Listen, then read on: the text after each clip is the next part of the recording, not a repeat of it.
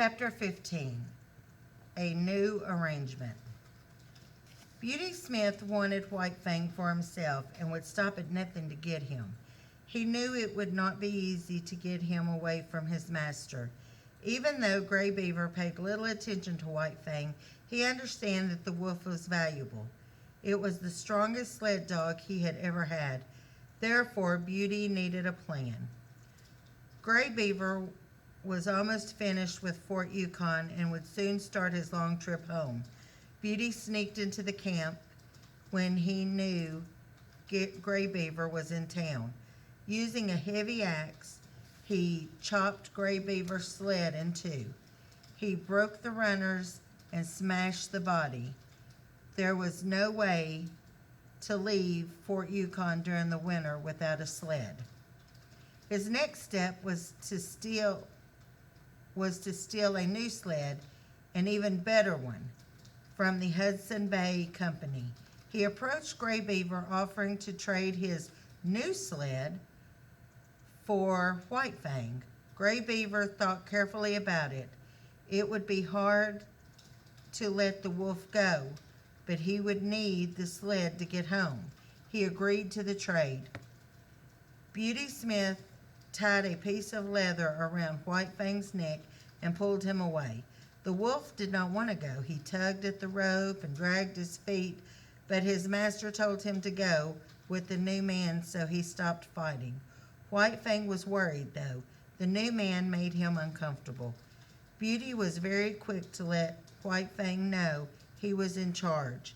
He surprised the wolf with a kick in the side of the head, knocking him sideways.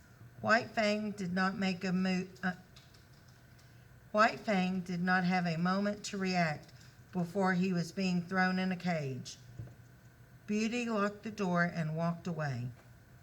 This was yet another form of torture for White Fang. He had never been trapped before or locked in such a small place. His instincts and nature demanded room, demanded that he roam. He paced back and forth as best he could. He was panicked and angry and could not understand how his master, Gray Beaver, had let this happen. Beauty brought him food and water, but would not let him out of the cage. He poked at the wolf with the stick through the bars. White Fang growled and bit at the club and tried to jump at Beauty, but he couldn't pass between the bars. This went on for days.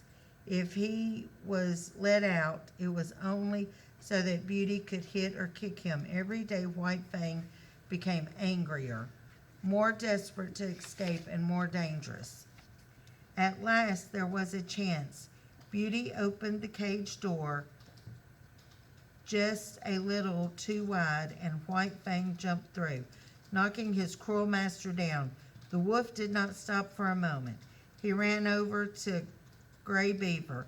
There must have been a mistake. His master must have wondered what had happened to him. Gray Beaver was surprised to see the wolf return. He was almost finished packing his new sled. Any later and he would have been gone. White Fang ran to his side. "What are you doing here?" Gray Beaver asked. White Fang looked up at him. He did not know if he would receive praise or a beating. It did not matter, though. He knew this was where he belonged. "You were sold fair and square," Gray Beaver said. "You have to go back." Gray Beaver found some rope and tied it around White Fang's neck. "Let's go. You don't belong here anymore."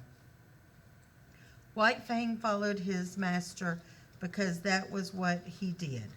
When he arrived at Beauty Smith's and Gray Beaver handed him the rope, White Fang stopped fighting. He knew this was his fate. Although he could not understand these rules of man, he knew that he must obey.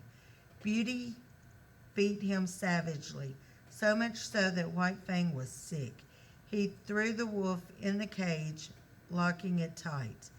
Beauty was careful never to open the cage door so carelessly again. This was unnecessary, though, as White Fang never tried to escape again. Wasn't there someone who used to save him? Someone who would rush through the forest to rescue him from danger? There were only memories for White Fang. He could no longer recall his mother and her gentle touch. He accepted his fate. His fate was to be with Beauty Smith. His fate was to become meaner, angrier, and more spiteful than ever before.